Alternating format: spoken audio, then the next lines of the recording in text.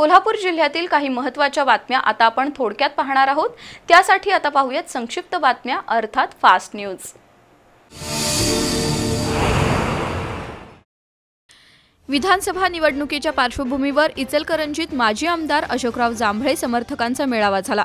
Manchester आघाडीचे प्रमुख सागर चाळके यांनी आवाडे यांच्या विरोधात एकच उमेदवार देण्याचा प्रयत्न असल्याचं सांगितलं। त्यासाठी सुहास जांभळे यांना उमेदवारी मिळावी अशी मागणी केली। नितीन जांभळे यांच्या निधनानंतर जनतेच्या आग्रहाखातर मी राजकारणात आलो आहे। भाऊ आणि वडिलांच्या कामाची शिदोरी माझ्यासोबत आहे। जनतेनेही मला साथ द्यावी असं भावनिक आवाहन सुहास जांभळे यांनी केलं। माजी आमदार अशोकराव जांभळे यांनी 1972 पासूनच्या सामाजिक राजकीय कारकिर्दीचा आढावा घेतला। या मेळाव्याला लतीफ गैबान, राजू खोत, परवेज गैबान, दशरथ माने, वसंत सपकाळे, अमोल भाटले, प्रियदर्शनी बेडगे, स्वाती कदम यांच्यासह जांभळे समर्थक मोठ्या संख्येने उपस्थित होते।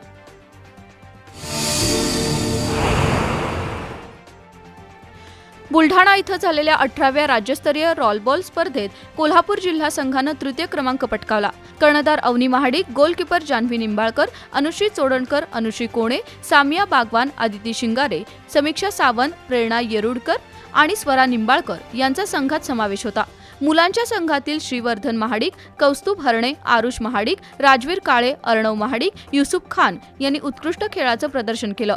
संघाच्या मार्गदर्शक अपर्णा महाडिक, सौरभ सुतार, सौरभ पाटील, ऋषभ चव्हाण यांचं खेळाडूंना मार्गदर्शन लाभलं।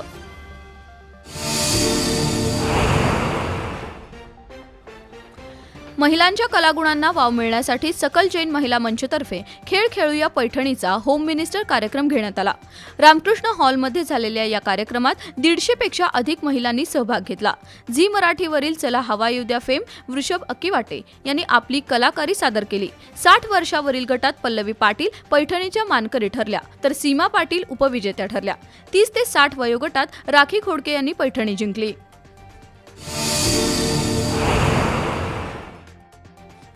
ठाणे जिल्ह्यातील बदलापूर इथं 2 दिवसांपूर्वी माणुसकीला काळीमा फासणारी घटना घडली। या शाळेतील शिपायानंच 2 अल्पवयीन मुलींवर अत्याचार केल्याचं उघड झालं। या नराधमाचा निषेध म्हणून हणबरवाडी इथल्या अंध विद्यार्थ्यांनी तसंच अंध युवक मंचच्या सदस्यांनी छत्रपती शिवाजी चौकात निदर्शनं केली।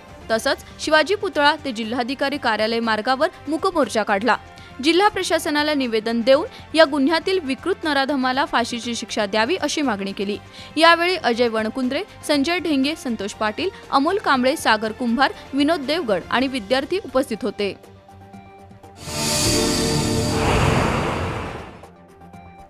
पश्चिम बंगालमध्ये महिला डॉक्टरवर अत्याचार करून निर्घृण खून करण्यात आला। त्यानंतर बदलापूर इथं शालेय मुलींवर अत्याचार झाले। या पार्श्वभूमीवर कोल्हापूर जिल्हा महिला काँग्रेसच्या पदाधिकाऱ्यांनी छत्रपती शिवाजी चौकात जोरदार निदर्शनं केली। बदलापूर घटनेचा खटला फास्ट ट्रॅक न्यायालयात चालवावा, तसंच नराधम संशयिताला फाशीची शिक्षा द्यावी अशी मागणी काँग्रेसच्या माजी महिला राज्य उपाध्यक्षा सरलाताई पाटील यांनी केली।